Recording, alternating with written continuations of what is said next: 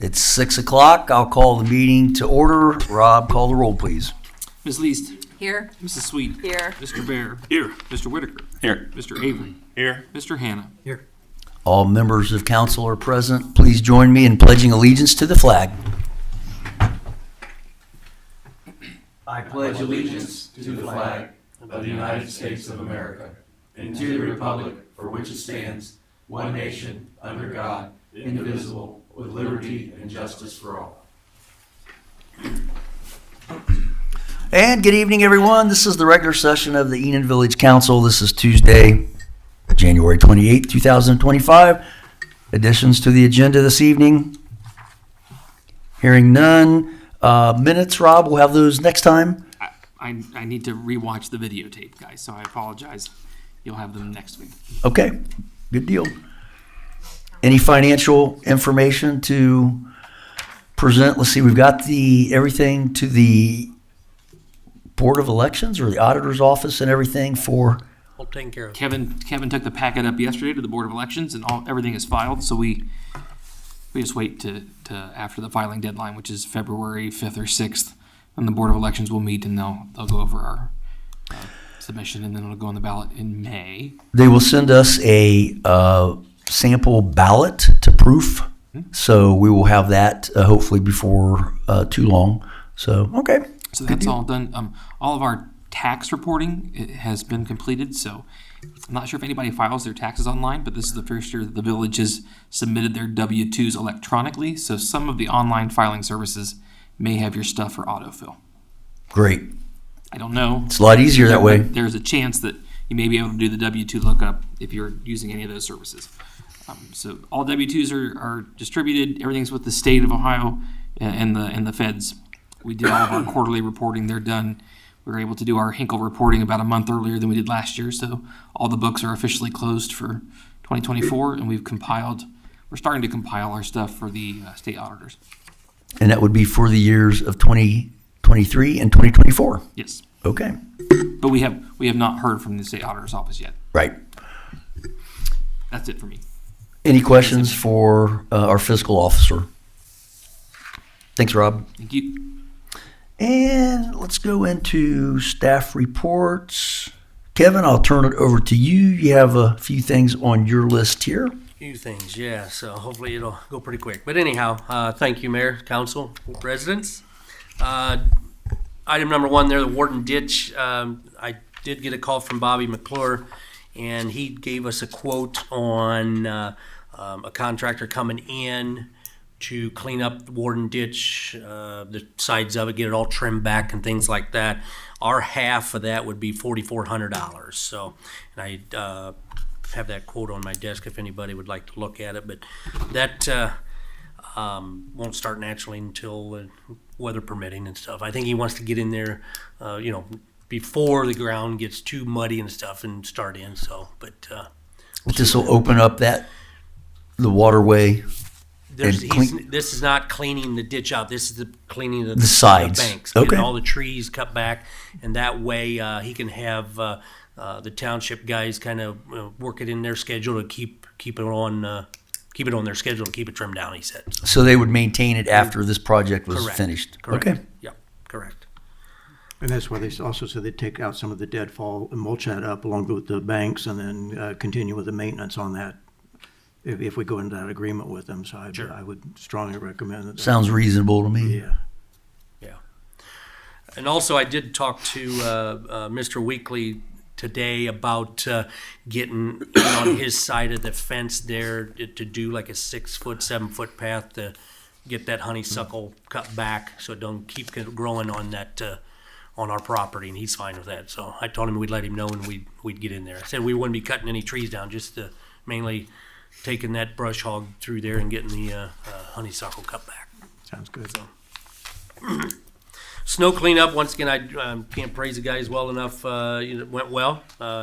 We just had no equipment casualties, a few plow boats, but we got them replaced. But so hopefully we're at the tail end of this. I hate to say that too quick, but you never know. You never know. We've had some pretty good snows in March. Yeah, I know. So Generator and electrical upgrade project for the water treatment plant. This is the project that I turned in, or I was authorized to turn into an OPWC project, which did not score high enough. So we decided that we'd look into doing it ourselves. The generators getting up there in age, like I've said before, it's getting hard to get parts for.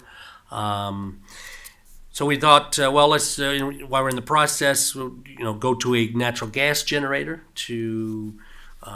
It'll be run much more efficient, and it'll be less contamination possibilities and things like that. So I did price out a gas generator, natural gas generator for that. I got 3 quotes on that. That came in at the cheapest one through Buckeye Power Sales, $68,875. The next one came in at $87,610. And the highest one came in at $101,865. That's for a 200 kW natural gas generator, replacing our 150 kW diesel generator. The electrical portion of that project entails Garber coming in and replacing all the outside panel boxes, outside conduit, the trunk line. It's all getting in bad shape, rusting, things like that. I'm assuming that was the original stuff that's on the plant when the plant was from the original edition. Yeah, so it's getting up there in age as well. So that naturally goes, they kind of go hand in hand. They're 2 different projects, but one is in need of the other. So that price came in under the bid amount at $74,530. And then there's going to be once you get the generator here, they are going to install it and hook everything back up for $16,000. Let's see. There's going to be, what that entails is they're going to have to build a temporary pedestal, basically, to run the plant while they're tearing all this off the building and disconnecting everything. So they're going to run the temporary pedestal and then install all the breaker panels, the new trunk line coming in, conduits. And then once we get the generator, which is about 22 to 24 weeks out once we order it, then we'll have to set the generator, and then they'll come back and install all the wiring to the new generator and hook that up. So let me talk just a little bit, Kevin, about some of the history here, because that generator was installed in the early 80s. It's been, was it 83? Okay. A little scratch on the corner of the pad. Concrete. Okay. All right. Written on that. Gotcha. So it's well over 40 years old. We installed it at the time to take care of those intermittent power outages that we would experience from time to time.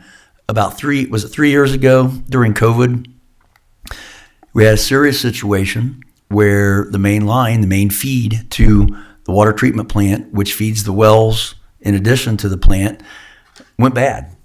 And we had no other means other than that generator. It worked like a gem, but it ran continuously for how many days? 5 days. That was not the intent when we got the generator, but it held up, it did its job.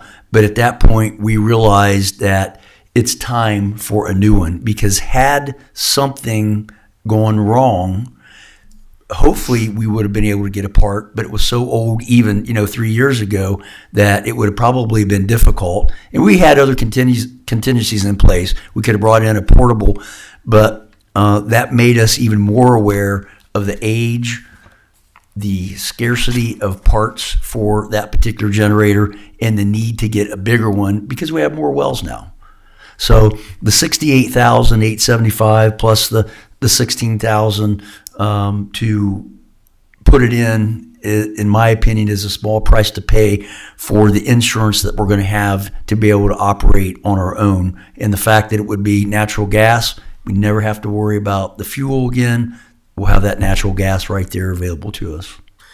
Columbia Gas will have to come in and upgrade the service line, a bigger service line coming in, and then also a new meter set and a meter bar and riser.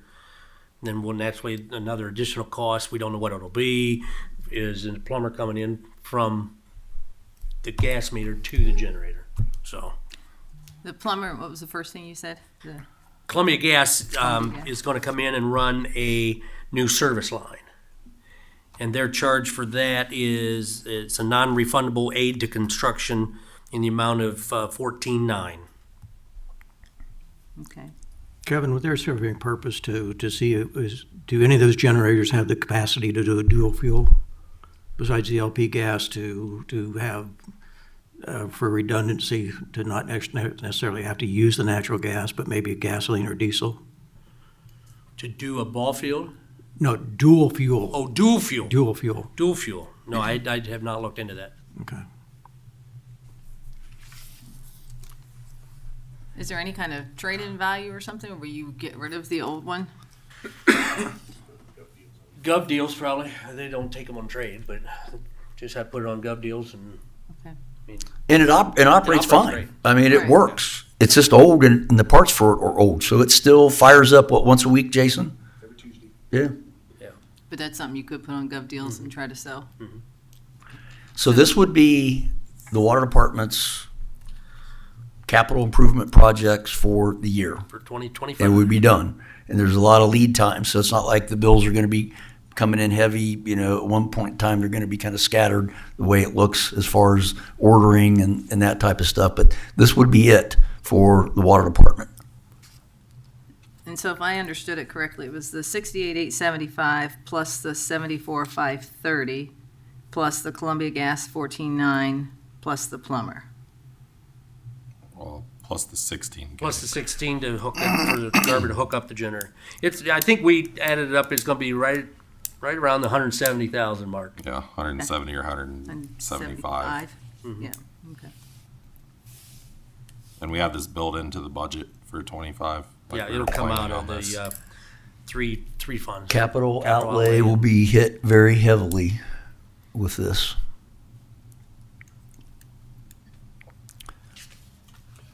We had a very healthy carryover at the end of last year. Some of that due to the fact that we were able to procure that grant for the upgrades to the treatment plant that previously I think we'd been denied, and then they came back and said, we're going to give it to you, so that those monies were not spent last year. And I think we had over $300,000 sitting in the water department, Yeah. balance-wise, at the end of the year, so.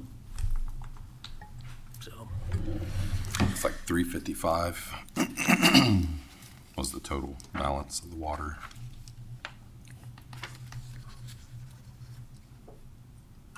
you have anything to add, Jason, or? So if council is comfortable with it, I'd entertain a motion and a second to approve those expenditures for the upkeep and the maintenance of the water department. And just one more question though. Yes. You said it's 22 to 24 week delivery after you order it, Yes. and then you'll be coordinating with gas and plumber and all that? Yes.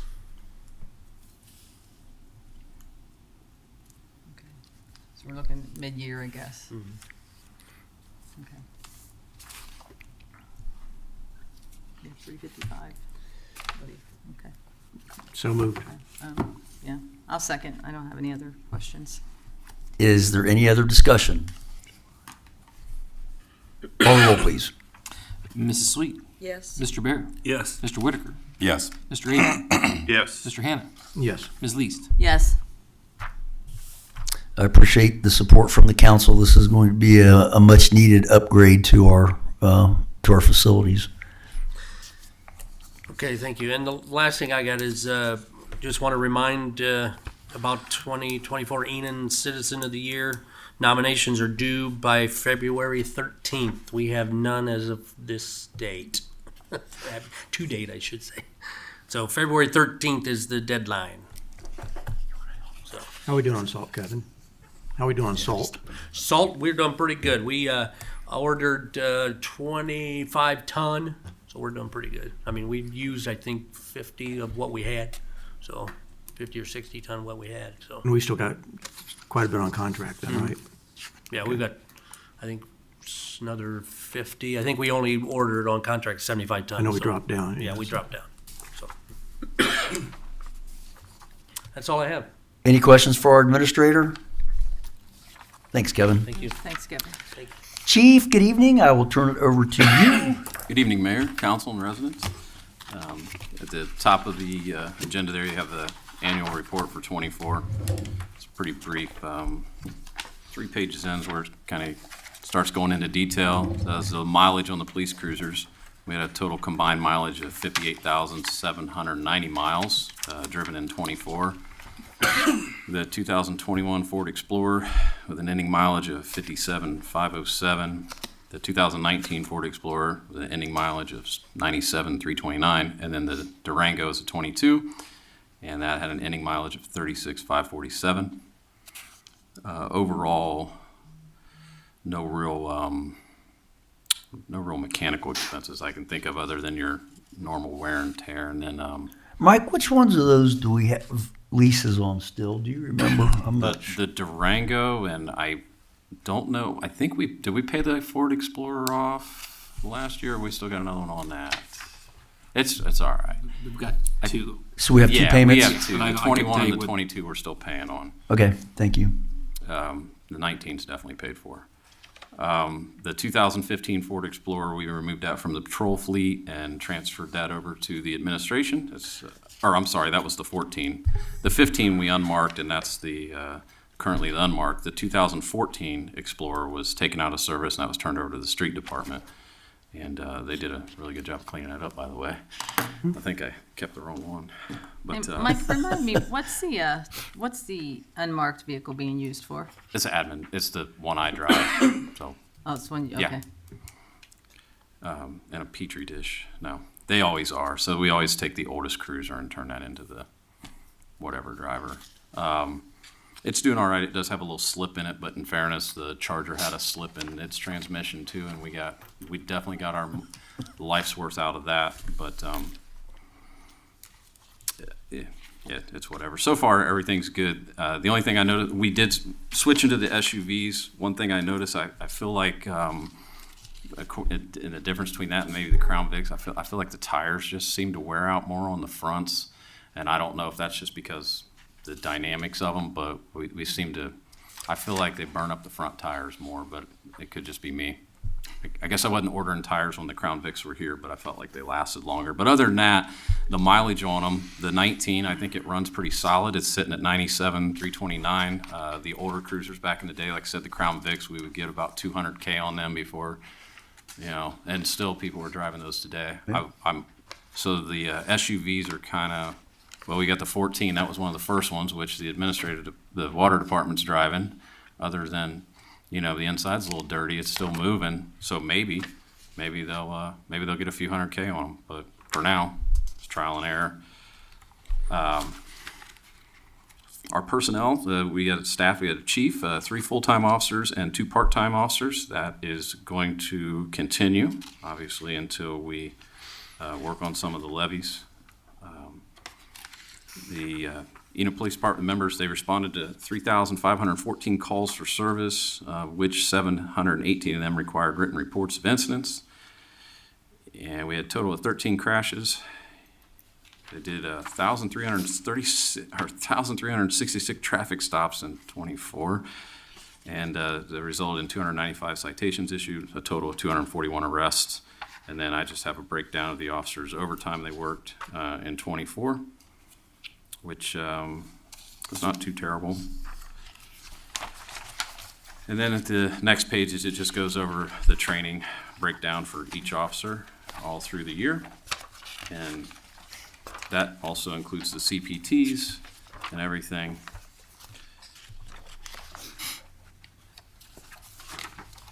And then they all successfully completed their firearms requalifications and did all the aspects that the Attorney General required for CPT training and all that.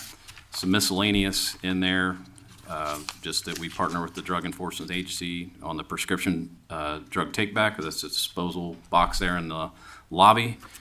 We collected 196 pounds of prescription medication in 2024, which is, for the size of the entity, I think that's great. Not flushed down the toilets or anything either, which is nice. Obviously, we work very closely with surrounding law enforcement agencies, including, not limited to pretty much anybody that asked us, and we assisted for our mutual aid agreement, Clark County Sheriff's Department, State Patrol on traffic accidents and other complaints that occurred outside of the village. We had National Night Out August 6th, 2024. That was noted, but we had that at the park, which was the first time we've had it since I've been employed here there at the park. I think it went well, and I liked all the room, and unless somebody objects, we'll have it again in 25 there. And then we had Shop with the Cop on December 7th, where we took 17 families, but the school did reach out. They picked up the rest of the monies for the 3 that we missed, and she came and she stopped and got that, and they were able to cater to the other, take care of the other 3 children that were missed on the actual day of the event, so that was helpful. And then the last couple pages is just our in-house report system. It just kind of breaks down some of the calls. I will tell you that it seems like forever now, but OLEG is a report management system that the Enon Police Department has utilized. It's free from the state. And when we were going to go on with the Regional Dispatch Center with the Spillman back several years ago, and we talked about doing that, and that integration hasn't happened. OLEG did restructure. They changed a few things, and myself and Chief Wilcox felt at the time when that was going on, we were just kind of band-aiding, staying on the OLEG. And then obviously now in the last few years, I'm not really sure what the forward progress will be or how one will be on that. So in this last portion of 24, I was working on building back up OLEG, getting the features, like for example, the citation module. We haven't been able to utilize that for over several years now because they went to the digital citations and stuff. And again, we thought we were going to go to Spillman, but I missed those stats because I like the breakdown. And what that is when the officers would go out and write a paper citation, they would come back, and when they'd enter the report, they essentially is that photocopy of that citations on the computer, and they would enter it in that, and that would give us the ability to search like all the traffic offenses and stuff, where now I can't say I would say it would be not cost efficient for me to go through and paper jam all that, just write all that down for some stats on what charges were what. But that being said, I've worked on the last few months to try to get that system oriented. I am able to put our paper copies in there, so I project the next year I have a better breakdown, at least on traffic offenses and stuff like that.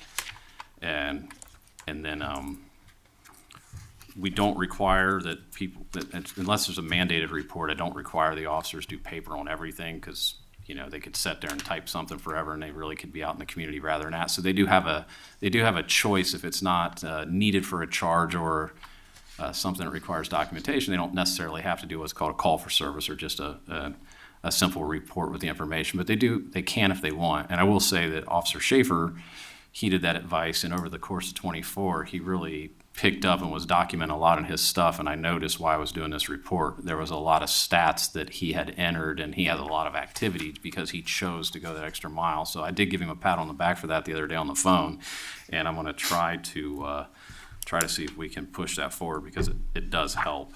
But outside of that, we're gonna try to push in our in-house reporting system to kind of just utilize that. And So Mike, let me Take it understand, as it is. this came from our OLEG Yeah. system we have here, not from Clark County. Yeah, the last 2 pages, Awesome. correct. Yeah, right. Okay, Yeah. good. Yeah, and that was just I just did an overall numbers.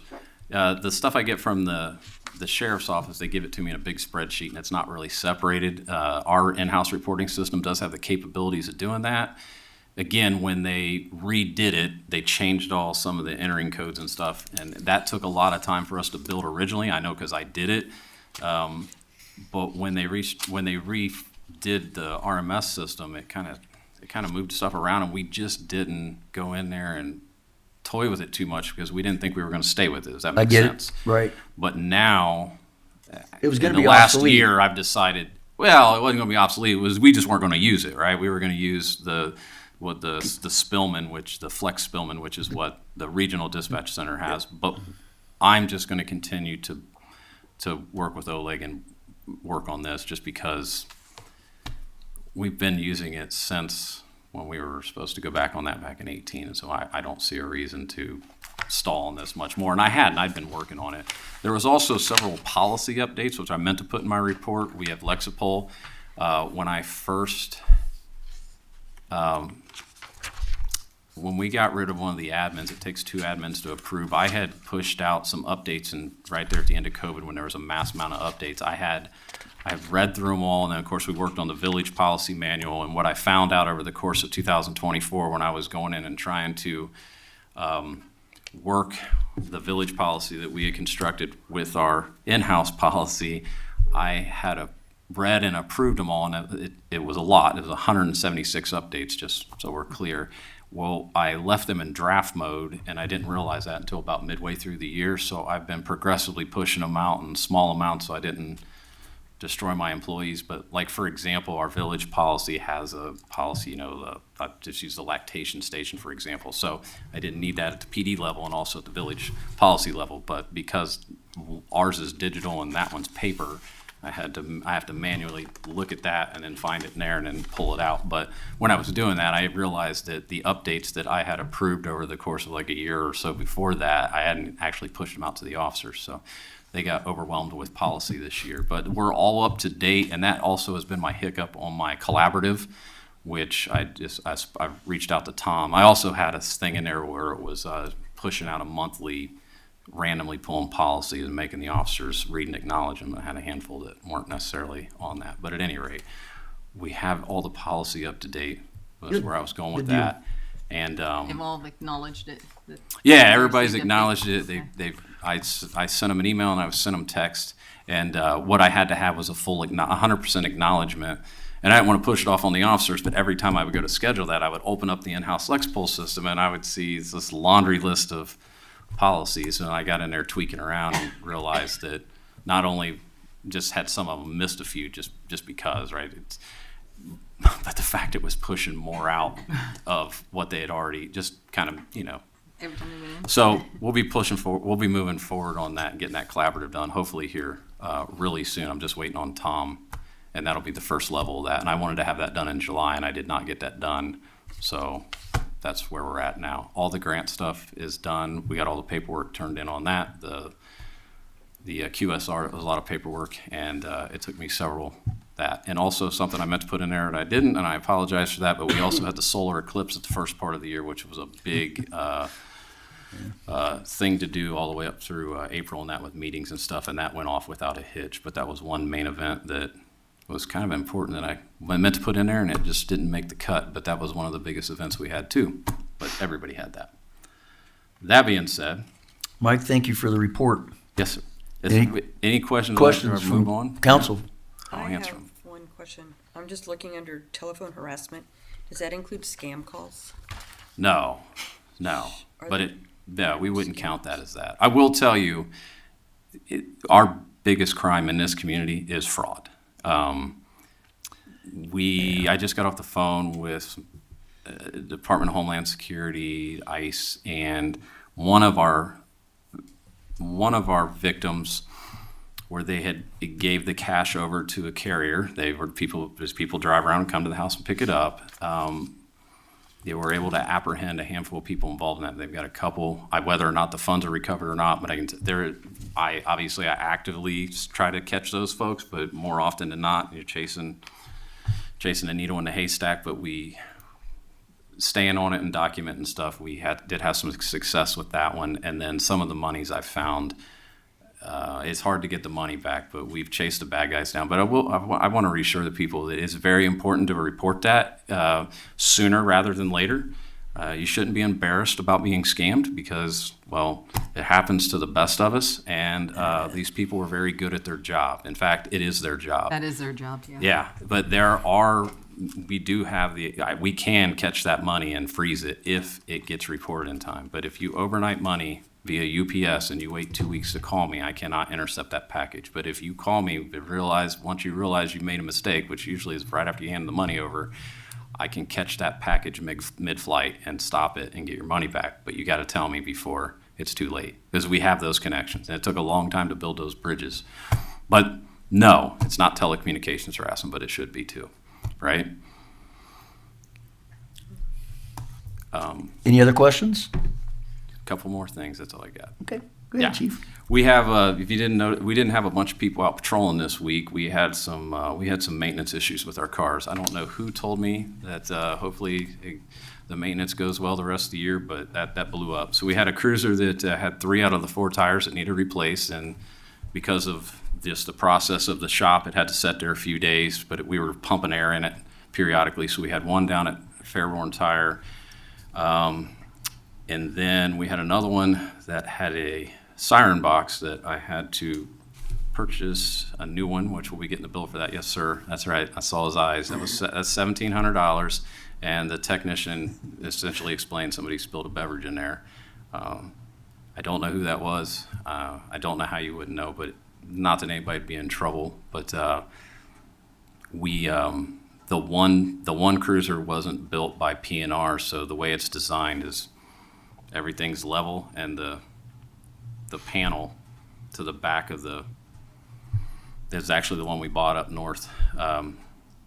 There was some liquid spilled in there. It rolled forward and it shorted that box out. So that sat down there for a week. I just picked it up yesterday with a new siren box in it. Good. Which one was that? That was the 2019 Ford Explorer. And that was also, so P&R installs federal signal, and everybody's licensed to install certain things. So everything we have since that 19 has been federal signal, which is just a company that P&R deals with, and they do that. The 19 was built somewhere else, and it had a different one in it, and they're not authorized to work on them, and they didn't even really know how to diagnose it. And so they said, here's your option. So you can take it somewhere else, and it probably needs a new one, but we're not, or we can get you one of these. And I said, get one of those. And then the Durango, the battery was getting a little low. And as we were waiting on the other two, we were just hoping the Durango would putter through. And something I found out today, unfortunately, was the battery's located in a 2022 Durango with a Hemi police car is underneath the passenger seat of the vehicle. And we build jails in the back of our police cars, so they can't slide the seat forward and pop the metal panel off to get the battery out, because we built a cage over top of it. So it is going to go down Thursday, and they will remove half the cage, the computer mount, and the passenger seat to change out the battery. And that is approximately 4.5 hours worth of labor, not counting the price of the battery. So in the future, when we order cars, that might be something if anybody knows any of the people that make those cars. Specs or something, manufacturers Yeah, or something. yeah. The engineers that maybe that's great for a regular car, but for a police package, it's probably not the brightest spot to put it. But we didn't know that, but now we do. So in the future, when we change the battery, that will be the process, and it's going to be a little bit. The batteries are almost $300, and it looks probably I'm going to guess anywhere from $500 to $700 in labor to change out a battery. It'd be $1,000. Yeah. So but I didn't know that, and nobody else knew that, and Didn't have a clue. but they're all out there, short of getting the battery changed Thursday. Everything is back up to par, and we're good to go. But if you didn't see the cars, that's why. We won't And be that the only happened one. all at once, since Friday. Of course. Well, last week I took the car down for tires, and the next thing I know, I'm down another cruiser, the siren box is first, and the tires, and now that. So Sure, we won't be the only ones complaining about the battery situation. no, I'm gonna let agencies know. I'm a huge fan of the Durango. All the officers love it. It's roomy. It drives great. I think it hands down. It's a great patrol car, but that is definitely something they need to fix. Yeah. That's a cost. Imagine if all 3 of our cars were Durangos right now. Man. I mean, wow, $3,000 for batteries, so. Makes you want to go back to the Charger, right? Easy. That's a good topic. We haven't had to put that one on a Let's pick that flatbed. one for a little bit. Yeah. So outside of that, everything's been well, short of that hiccup. But that's all Questions I for have. our chief? I think it was longer than Kevin's. Thank you. Thanks, Thanks, Mike. All right, we have no new business, old business committee reports, comments from the public? Seeing none? I'd like to make a motion to go into executive session to consider the appointment, employment, dismissal, discipline, promotion, demotion, or compensation of public employee or official. I'll second. Call the roll, please. Mr. Hannah, Yes. Mr. Avery, Yes. Mr. Whitaker, Yes. Mr. Bear, Yes. Mrs. Sweet, Yes, Ms. Least. Yes. 6:35. We expect no action when we return.